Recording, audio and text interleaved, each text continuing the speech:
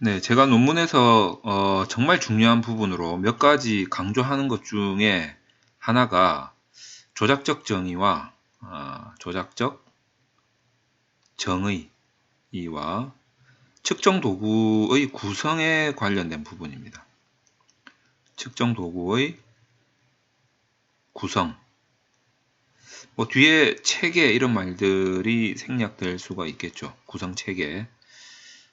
자, 조작적 정의와 측정 도구의 구성에 대해서 제가 정말 많은 강조를 하고 있는데 이 부분에 대해서 완벽하게 이해를 못 하시는 분들이 너무 많은 것 같아요. 그래서 다시 재차 질문도 주시고 또 찾아오셔가지고 뭐 물어보시기도 하고 그러는데 이 두 가지가 소위 말해서 양적 연구에 있어서 첫 번째는 양적 연구에 있어서 자, 두 번째는 특히 사회과학에 있어서 뭐 사회과학이나 인문과학이나 뭐 이런 합쳐서 그냥 사회과학으로 표현을 하겠습니다. 요 두 가지에 있어서는 정말 중요한 부분이고 가장 큰 비중을 차지하는 부분이다. 이렇게 설명을 드릴 수가 있습니다.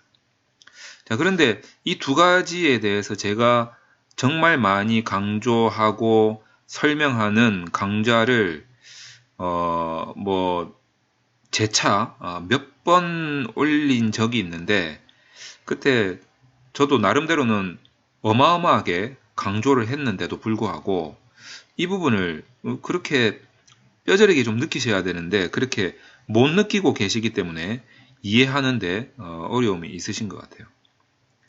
자, 우선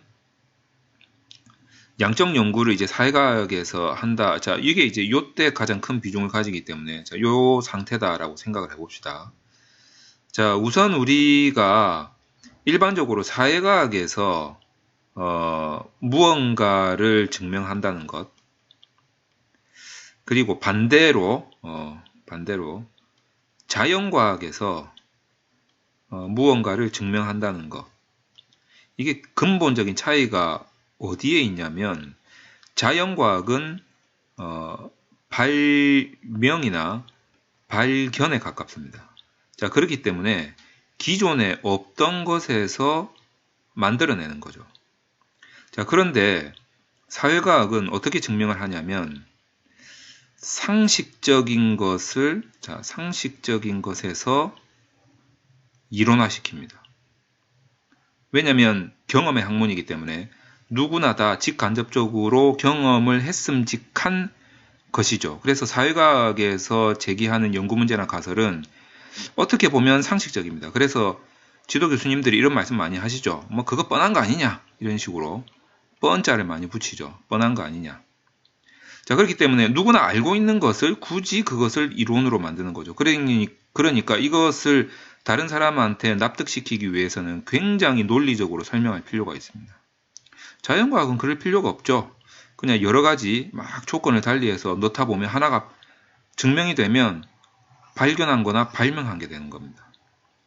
그렇기 때문에 논문을 많이 써보신 분들은 아시겠지만 자연과학의 논문이 실험이 어려워서 그렇지 뭐 실험을 위해서 알아야 될 뭐 기초 지식이라든지 이런 것들이 어려워서 그렇지 실질적으로 논문을 쓰기에는 자연과학이 훨씬 편하다 이런 말들을 많이 합니다. 왜냐하면 사회과학은 굉장히 논리적이어야 되거든요. 왜냐하면 뭐 누구든지 다 알만한 거기 때문에 그것을 설득하려면 어지간히 논리적으로 전개시키지 않으면 설득당하지가 않는다는 거죠. 자, 그런 차원에서 이 조작적 정의라는 것은 무엇을 말하는 거냐면 일반적으로 우리가 알고 있는 그 상식에 대한 학술적인 개념, 자, 학술적인 개념의 범주 안에서 개념의 범주 내에서 내가 지금 무언가를 막 만들어 가려고 하는 거죠. 그런데 지금 양적 연구다 보니 여기에 이 개념을 만족시킬 수 있는 이 개념을 형성할 수 있는 데이터가 들어오게 됩니다. 자, 그러면 예를 들어 가지고 이 개념은 자, 어떤 심리적인 거를 나타낸다 라고 봅시다. 뭐 우울 같은 것들. 자, 그런데 이 데이터는 어떻게 들어오겠습니까? 뭐 3, 1, 5, 2, 뭐 이런 식으로 들어오지 않습니까? 그러면 이 숫자가 이 우를 설명할 수 있냐 이거죠. 그렇기 때문에 이런 숫자로 이런 아주 형이상학적인 이런 단어의 개념을 설명하기 위해서는 이 구성체계가 복잡할 수밖에 없습니다. 그래서 이 구성체계를 이 개념에 맞춰서 설명을 해야 되는데 실질적으로 학술적인 개념의 범주는 굉장히 넓습니다. 넓고 포괄적이죠. 자, 그런데 논문이라는 것이 모든 것을 다 현상을 살펴볼 수 없기 때문에 여기에서 연구 대상이라든지 방법을 한정화시키죠. 굉장히 협소하게 만들어 버립니다. 그래서 이 협소하게 된 것이 바로 내 연구 범위가 되는 거죠. 그러면 아무래도 넓고 포괄적이었던 학술적 개념도 이 범주 안에서 내 연구 대상과 방법에 맞춰서 협소하게 재정의될 필요가 있죠. 이것을 바로 조작적 정의라고 합니다. 그리고 재정의된 이 개념을 이 데이터가 설명할 수 있어야 됩니다.